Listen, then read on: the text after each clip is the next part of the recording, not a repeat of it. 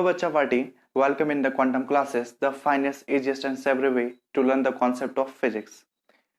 तो जैसा कि आपने देखा हमने पिछले लेक्चर में डिस्कस किया था बायो-सेवर्ट लॉ और कहा था कि अब आगे आने वाले लेक्चरों में हम बायो-सेवर्ट लॉ के एप्लीकेशंस को डिस्कस करेंगे।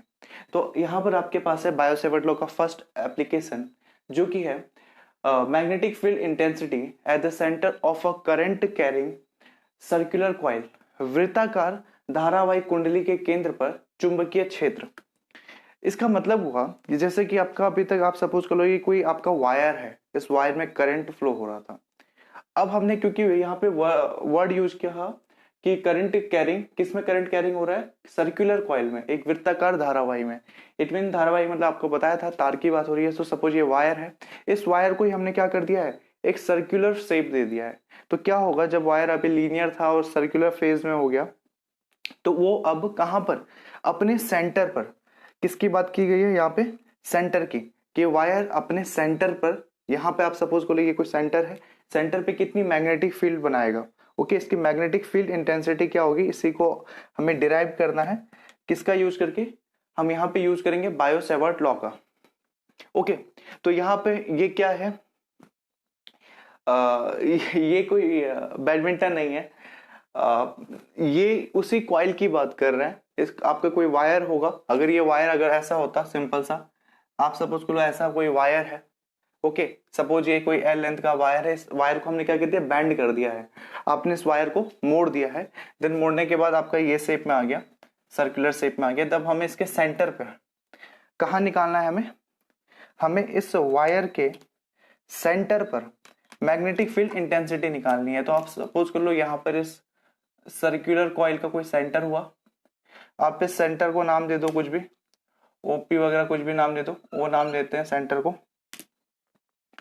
देन यहां से अगेन वैसे ही जैसे बायो-सेवर्ट लॉ में हम करते आए, यहां से आर डिस्टेंस पर हम क्या लेंगे, बायो-सेवर्ट लॉ में हम लेते थे ना स्मॉल एलिमेंट, वैसे ही सर्कुलर कॉइल के लिए हम एक स्मॉल एलिमेंट ले लेते हैं। ऐसे यहाँ पे एक स्मॉल एलिमेंट ले लेते हैं, मैं इसे डार्क कर लेता हूं ताकि ये हाईलाइट रहे। आपने इधर से ये क्या ले लिया, स्मॉल एलिमेंट ले लिया। ओके, ये आपने ले लिया स्मॉल एलिमेंट, किस चीज से दिखा देता मैं इस स्मॉल एलिमेंट को, डेल्टा एल से। देन वो उसका सेंटर हुआ और इसकी हमने रेडियस कितनी मानी थी, डिस्टेंस कितनी मानी थी, या इस कॉइल के लिए रेडियस कितनी है इसकी, आर है। तो अब हमें निकालना है सेंटर पर, इस पे कोई करंट फ्लो हो रही है। आप सपोज कर सकते हो कि इसमें कोई करंट ऐसे फ्लो हो रही है, इसमें कोई करंट ऐसे फ्लो हो रही है, आई एम्पेयर की करंट हम मान लेते हैं। सपोज ये आई एम्पेयर की करंट इस कंडक्टर में जो कि सर्कुलर शेप में है उसमें फ्लो हो रही है।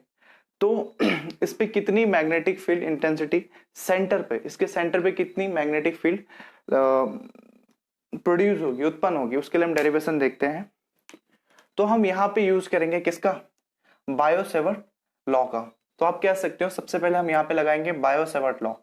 तो यहाँ पे हम करते हैं फ्रॉम, यहाँ पे मैं इधर नीचे से लिख देता हूँ, फ्रॉम, कौन सा लॉ लिखा हमने, बायो, कहीं कहीं बायो होता है, कहीं बायोट लिखा होता है, तो आप कुछ भी लिख सकते हो, बायोट भी लिखेंगे तो सही है, बायो भी लिख दो, बायो-सेवर्ट लॉ।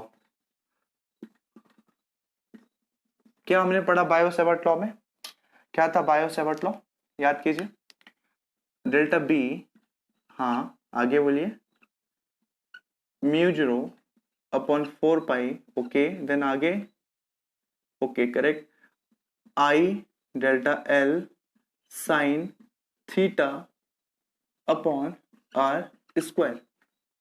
ये हो गया आपका बायो-सेवर्ट लॉ।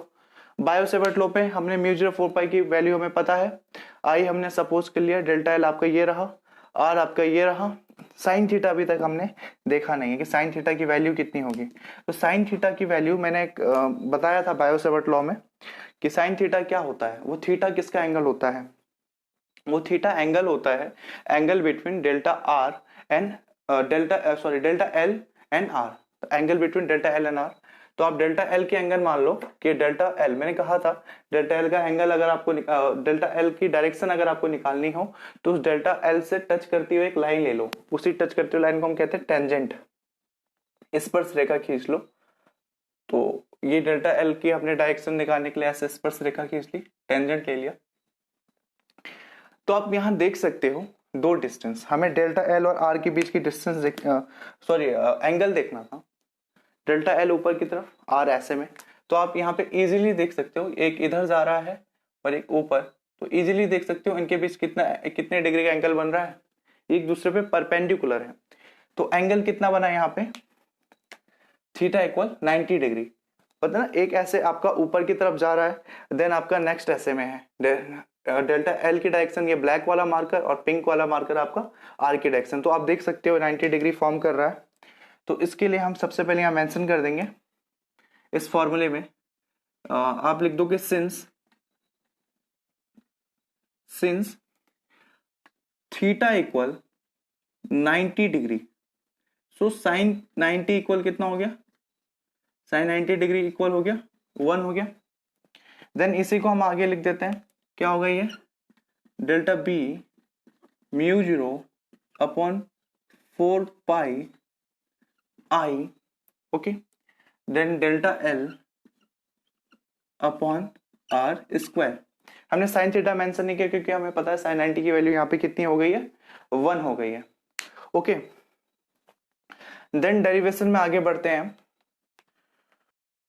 डेल्टा बी की वैल्यू तो निकाल लिया है यहाँ पे, लेकिन हमें पता है डेल्टा बी का मतलब क्या हुआ, सिर्फ ये स्मॉल एलिमेंट के ड्यू टू, इस स्मॉल एलिमेंट की वजह से इस सर्कुलर कॉइल के सेंटर पर।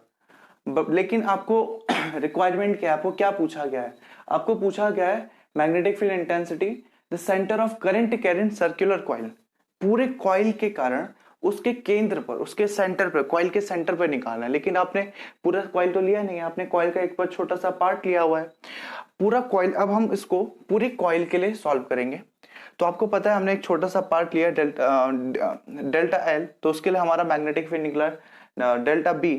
देन अगर हम पूरे कॉइल के लिए निकालेंगे तो अब हम इसका करेंगे हम इंटीग्रेशन। आपको पता है जब छोटे छोटे क्वांटिटी को हम बड़े में चेंज करते हैं तो वहां पे क्या करते हैं, इसका इंटीग्रेशन करते हैं। तो ये छोटा था डेल्टा बी, अगर स्मॉल एलिमेंट के लिए हमने निकाला, अब पूरे सर्कुलर पाथ के लिए निकालना है, सर्कुलर कॉइल के लिए निकालना है, तो उसका हम इंटीग्रेशन करेंगे। देन हम क्या लिख देंगे यहाँ पे इंटीग्रेशन करने पर,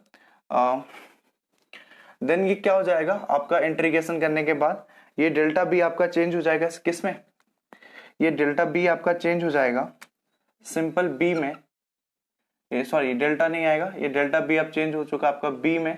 इंटीग्रेशन के बाद की कंडीशन हम ले रहे हैं, डेल्टा बी अभी स्मॉल एलिमेंट के लिए था, बी का मतलब हो गया पूरे करंट कैरिंग कॉइल के लिए, उसके सेंटर पे अब निकालेंगे मैग्नेटिक फील्ड। तो ये हो जाएगा बी इक्वल म्यू 0 अपन 4 पाई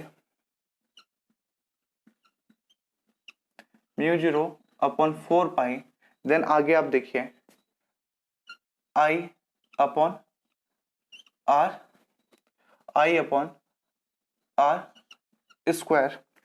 और देन क्योंकि हम इंटीग्रेशन कर रहे थे, इंटीग्रेशन करने की वजह से ये क्या हो जाएगा यहाँ पे डेल्टा एल, इंटीग्रेशन का साइन लगाया और अंदर क्या है आपका डेल्टा एल, ओके। अगर ये हो जाएगा आपका डेल्टा एल, डेल्टा एल हो गया ये स्मॉल एलिमेंट, और ये इंटीग्रेशन। इंटीग्रेशन का अगर आप प्रैक्टिकली यहाँ पे मतलब समझो तो क्या होगा इंटीग्रेशन का मतलब, यहाँ पे इंटीग्रेशन मतलब ये स्मॉल एल है, अभी इसका इंटीग्रेट कर रहे हैं, मतलब हम इसको जोड़ रहे हैं।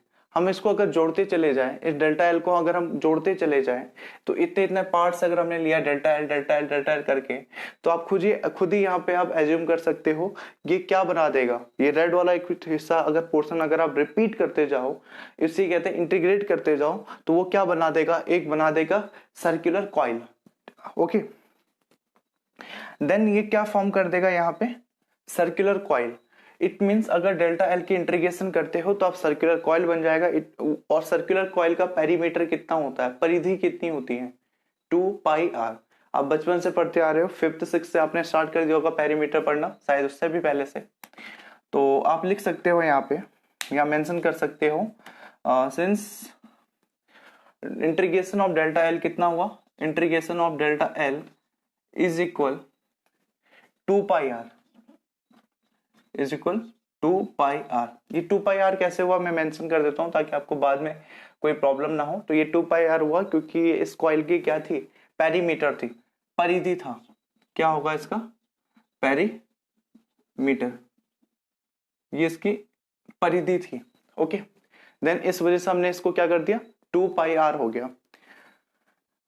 देन यहां पर अब हम वैल्यू पुट कर देंगे डेल्टा एल का इस डेरिवेशन में। क्या डेल्टा एल की वैल्यू कितनी है, 2 पाई आर।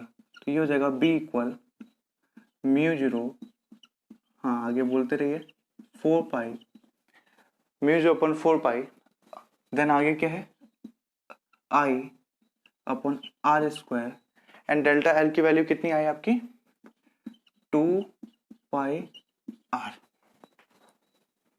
कोई टर्म्स दिख रहे हैं यहाँ पर आपको कैंसिल होते हुए, हाँ कौन कौन से, आर, द नेक्स्ट टर्म, और क्या कैंसिल हो रहा है यहाँ पे, हाँ पाई से पाई, और क्या कैंसिल हो सकता है, 2 से 4 कैंसिल हो सकता है, बट हम इसे लास्ट में ऐसे छोड़ देंगे, लास्ट में हम इसे कर देंगे कैंसिल करके, फिलहाल इसको ऐसे छोड़ देते हैं। तो जो टर्म्स कैंसिल हो गया उसका कैंसिल कर देते हैं। यह आ गया आपका B equal mu zero upon 4 pi I upon R. अच्छा ये पाई से पाई कैंसिल हो चुका है तो इसको भी हटा दो आप। तो ये आ गया आपका म्यू जीरो 4 आर, पाई से पाई कैंसिल हो चुका था आर, देन ये क्या और बच गया 2। तो आपका ये फॉर्मूला आ गया mu zero upon 4 2 I upon R. ये आपका डेरिवेशन का आंसर आ गया। आप इसको आल्सो ऐसे भी लिख सकते हो। अब हम क्या करेंगे, 2 से 4 काट देंगे। ओके, आप इसको ऐसे भी कर सकते हो, म्यू जीरो ये हो जाएगा बी इक्वल म्यू जीरो, नीचे से आपने ये 2 से 4 काट दिया, ठीक है, तो ये 4 में क्या बच गया, नीचे से 2 भी बच गया, तो ये 2 आर, और देन ये हो गया म्यू जीरो आई। ये भी लिख सकते हो, ये भी लिख सकते हो, अलग अलग बुक में अलग अलग दिया हुआ है, सेम भी दिए हुए है, आपको आपको जो सही लगे वो लिखो। मैं तो इसे प्रेफर करूंगा, यहाँ पे वैल्यू पुट करना थोड़ा इजी हो जाएगी। देन अब हम आगे बढ़ते हैं नेक्स्ट स्टेप की तरफ। ये तब की कंडीशन है जब इसमें कोई स्पेशल केसेस नहीं दिए, इट मींस इसमें सिर्फ एक, ये जो आपका करंट कैरिंग कॉइल है इसमें जो तार है एक बार लपेटा हुआ है। ओके, एक बार उस तार के टर्न्स दिए हुए हैं, सिर्फ एक बार उस तार में क्या दिया, टर्न्स दिए हुए हैं। देन अगली कंडीशन हम देखेंगे क्या होगा यदि इस कॉइल में एक से ज्यादा बार टर्न्स दिए हुए हैं। जैसे कि एक बार टर्न दे दिया, जैसे ये तार था, इसको आपने एक बार टर्न दे दिया, क्या होगा यदि इसी उसमें इसी शेप में इस पे बार बार क्या दिया जाए, टर्न्स दिया जाए, फेरे दिए जाए। तो हम सपोज कर लेते हैं यहाँ पे, यहाँ जगह नहीं, यहाँ लिख देता हूं मैं, इस स्टेप को यहाँ लिख देता हूं। किसके लिए कर रहे हैं, 4 टन्स, सपोज कर लो हम टन्स के लिए कह रहे हैं, तो आप सपोज कर लो कि हम n टन्स के लिए ले रहे हैं, 4 n टन्स, n फेरों के लिए, से हिंदी में फेरे कहेंगे। आप सिंपल से उसमें किसका मल्टीप्लाई कर दो, आप इसमें मल्टीप्लाई कर दो n का, तो क्या आपका आंसर है b इक्वल म्यू जीरो। अगर आप ये वाला आंसर लो, ये वाला ले लेते हैं, म्यू जीरो, देन आगे है आपका i अपॉन 2r, क्योंकि हमने टर्न्स लिया इसलिए यहाँ पे क्या ऐड हो जाएगा, n। ये आ गया आपका complete answer, b equal mu zero N I upon 2r। तो ये हो गया आपका डेरिवेशन करंट कैरिंग कंडक्टर के लिए, जो कि क्या है, सर्कुलर है, और उसकी वजह से किसी सेंटर पर, इस कॉइल के सेंटर पर हमें क्या निकालना था, मैग्नेटिक फील्ड इंटेंसिटी निकालनी थी, जिसका डेरिवेशन में आंसर ये आया, आपका फॉर्मूला ये बना। और अगर n टर्न्स के लिए हो तो बस इसमें n का मल्टीप्लाई कर दो, आप n का मल्टीप्लाई कर दोगे तो आपका आंसर ये हो जाएगा। ओके, देन कंफ्यूज मत होना आप, इसमें कंफ्यूज मत होना। ये जो है आपका, ये आप ले लो, ये आपका फर्स्ट पेज है, ये आपका सेकंड पार्ट है, ये फर्स्ट पार्ट हो गया, ये सेकंड पार्ट हो गया, और देन ये हो गया आपका थर्ड पार्ट। ओके, तो ये फर्स्ट सेकंड थर्ड पार्ट हो गया। बहुत ही सिंपल था। मैग्नेटिक फील्ड इंटेंसिटी आपको निकालनी थी। आप बस यहाँ पर ध्यान देना, दो जगह यहाँ पे थोड़ा डिफरेंट हो गया था। आपको यहाँ डेल्टा एल की जगह 2 पाई आर पुट करना था, एक यहाँ पर और एक यहाँ पे थीटा इक्वल 90 डिग्री। बाकी आप देख रहे हो डेरिवेशन नॉर्मल है, बायो-सेवर्ट का लॉ पे बेस है, और वहीं पे बस थीटा इक्वल 90 और वहां पे डेल्टा एल की वैल्यू 2 पाई आर हमने पुट किया और उससे आपका इजिली आंसर आ गया। तो ऐसे ही नेक्स्ट लेक्चर में हम करेंगे बायो-सेवर्ट लॉ का एक और एप्लीकेशन। तो आज के लिए